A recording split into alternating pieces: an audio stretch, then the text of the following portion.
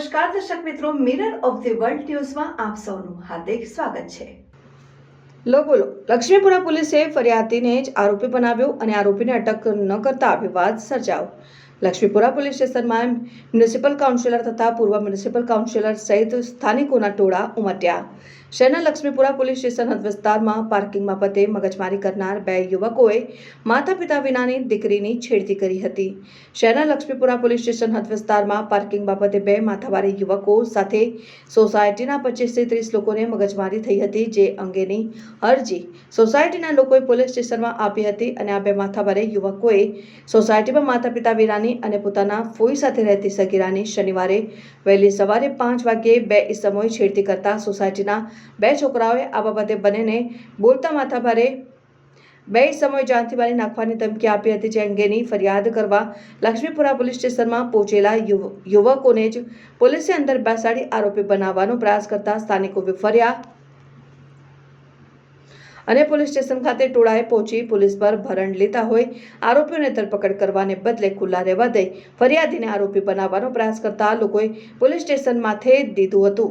પોલીસે મીડિયાને પણ યોગ્ય જવાબ આપવાને બદલે કવરેજ કરતા અટકાવવાનો એક તબક્કે પ્રયાસ કર્યો હતો। આ સમગ્ર મામલે પૂર્વ મ્યુનિસિપલ કાઉન્સિલર રાજેશ આયરે તથા વર્તમાન મ્યુનિસિપલ કાઉન્સિલર શ્રીરંગ આયરે દોડી આવ્યા હતા અને ડીસીપી જોને જુલી કોઠિયા સમક્ષ સમગ્ર મામલે રજૂઆત કરી હતી। ઘટના વિશે બોલો। આ બંનેને પાર્કિંગ વિશેનો પ્રશ્ન છે અને મહિલાના જે ફઈ છે એવું જણાવે છે।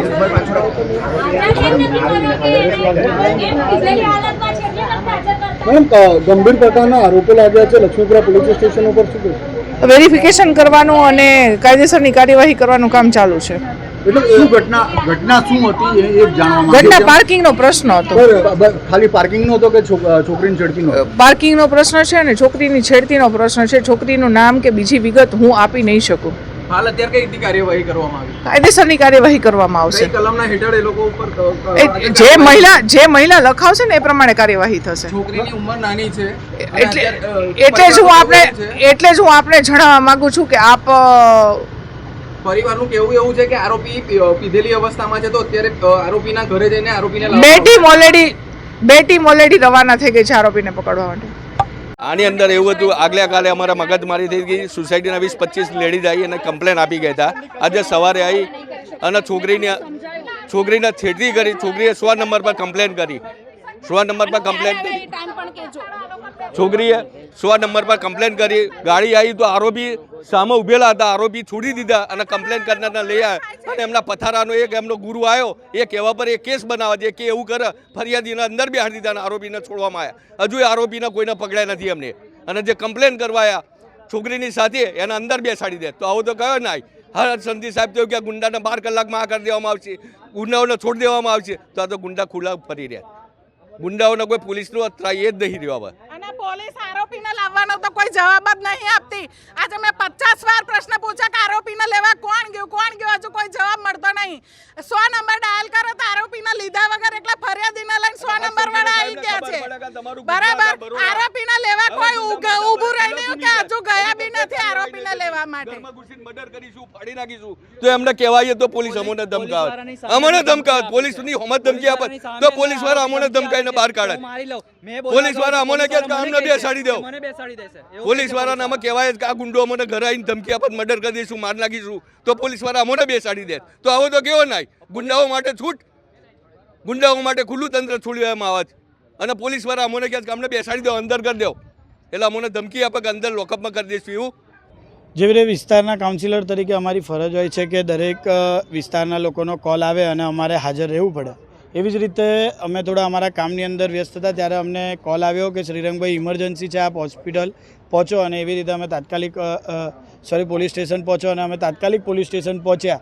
તો અહીંયા આવીને જ્યારે વિષય જાણવા મળ્યો કે જે મીડિયાના માધ્યમથી જ કે છેડતીનો બનાવ છે, તો તાત્કાલિક અમે અહીંયા આવીને મેડમશ્રીને બી, જે પીઆઈ મેડમ છે એમને પણ મેં વાત કરી અને કીધું કે જે બી હશે છોકરીના ફેવરની અંદર કરવામાં આવે, કેમ કે છોકરી જ્યારે કહેતી હોય તો ખોટું તો બોલતી ના હોય, કેમ કે જેના પર વીતેલી હોય તો એ સ્વાભાવિકતાથી એ છોકરી પર જે કર્યું હશે અટકચાળા કે જે પણ કર્યું હોય એ એના ફેવરમાં થવું જોઈએ। ત્યારબાદ પીઆઈ મેડમ એસીબી સર અને ડીવાય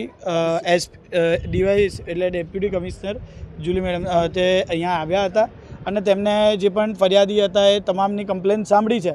ત્યારબાદ છોકરીની કમ્પ્લેન લિખિતમાં લઈ લેવામાં આવી છે અને એફઆઈઆર પણ કરવાના જ્યારે જે પણ એમને નિયમો અનુસાર જે આવશે એ કરવાના જ છે.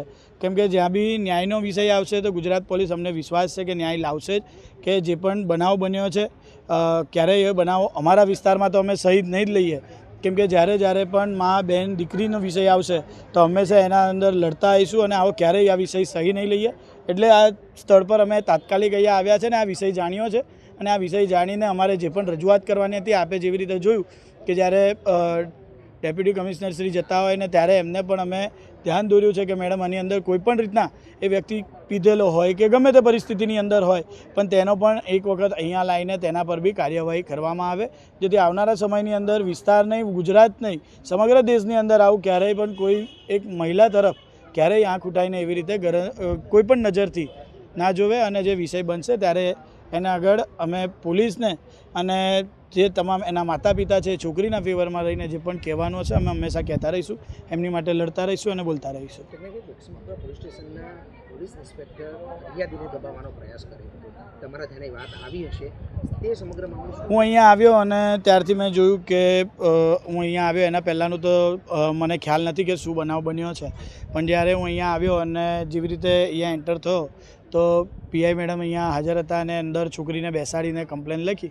જે અંદર જેની સામે કમ્પ્લેન કરવા એ થોડા અવાજથી બોલ્યો તો પીઆઈ મેડમે એમને સ્ટોપ પણ કર્યો કે ભાઈ તમે ચૂપ રહો. અને ત્યારબાદ જે પણ કમ્પ્લેન હોય, જે ગઈકાલે પાર્કિંગના ઇસ્યુથી કમ્પ્લેન કરવામાં આવી હોય કે અત્યારનો જે આજનો બનાવ બન્યો હોય એ તમામ બનાવોને મેડમે ધ્યાનથી સાંભળીને તેમની અરજી લીધી છે અને અરજી લઈને તેમના પર કાયદેસરની કાર્યવાહી થાય તેવી એશ્યોરન્સ પણ મેડમે આપ્યું છે કે અમે જે પણ હશે બનાવને જાણીને જે પણ રાઇટ્સ એના પર લાગતા હશે એ તમામ કલમો પણ એના પર લગાડીને જે પણ એ વ્યક્તિ અત્યારે નથી હાજર તેને શોધવા માટે પણ મેડમે જેવી રીતે કીધું કે 2 ટીમોને મોકલી દીધી છે.